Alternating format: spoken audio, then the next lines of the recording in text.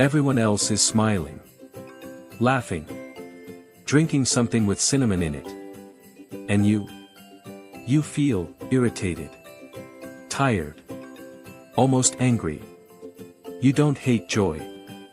You hate this. And that already tells us something interesting about your mind. Hey guys, welcome back to PsycheQuill. Tonight, we're diving into the psychology of people who hate Christmas.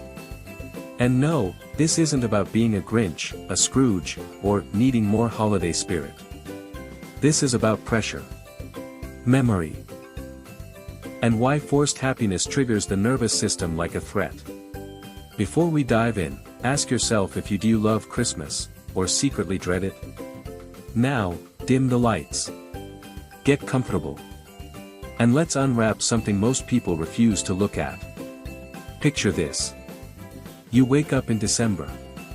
The world is louder, brighter, more demanding. Music everywhere. Ads telling you how you should feel.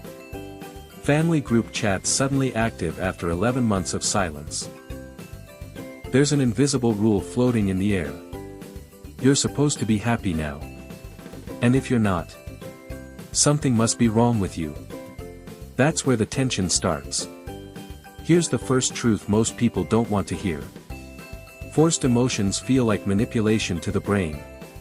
Your nervous system evolved to detect authenticity. When happiness is required, not chosen, the brain flags it as danger. Psychologists call this emotional incongruence.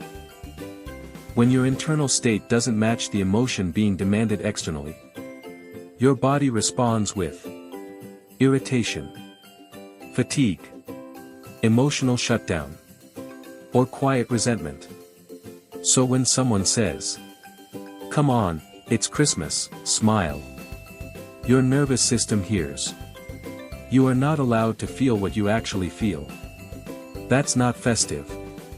That's invasive. Now let's go deeper. People who hate Christmas often aren't reacting to this Christmas. They're reacting to all the previous ones. The brain stores holidays as emotional containers. If your past Christmases were filled with family conflict, emotional neglect, financial stress, alcohol-fueled tension, or the quiet loneliness of being unseen in a crowded room, then December doesn't feel warm. It feels like a rerun. Same smells, same songs, same emotional weather. Your brain isn't being negative. It's being predictive. There's another layer people rarely talk about. Christmas represents collective identity, tradition, roles, expectations, who you're supposed to be, who you were, who people still think you are. For people who've outgrown their family system, or rebuilt themselves from a painful past, Christmas can feel like being dragged backward. You're not resisting the holiday. You're resisting regression. The mind says, "I worked too hard to become this version of myself." And suddenly, there's a tree in the living room demanding emotional cosplay. Here's the uncomfortable part. Christmas amplifies love inequality. Everyone talks about togetherness. But if your life is missing deep emotional connection, the contrast hurts. Psychologists call this salience amplification. When absence becomes more painful in environments of abundance.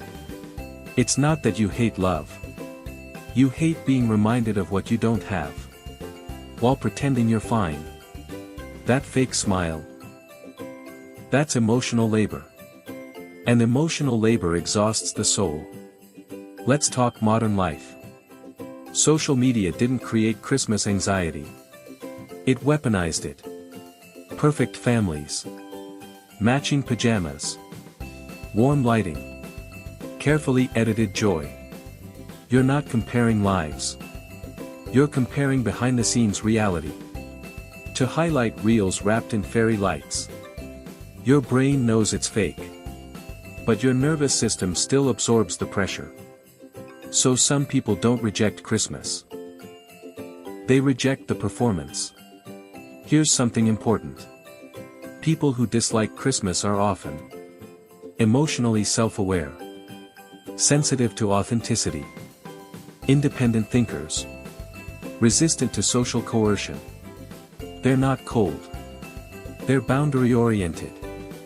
They value meaning over ritual, depth over noise, truth over tradition.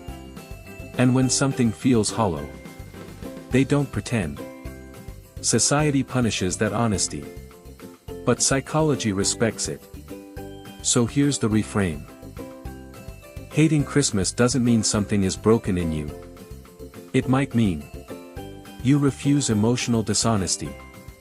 You remember too clearly. You value real connection over seasonal theater. The problem isn't that you don't feel joy. The problem is being told when and how to feel it. Real joy doesn't arrive on a calendar.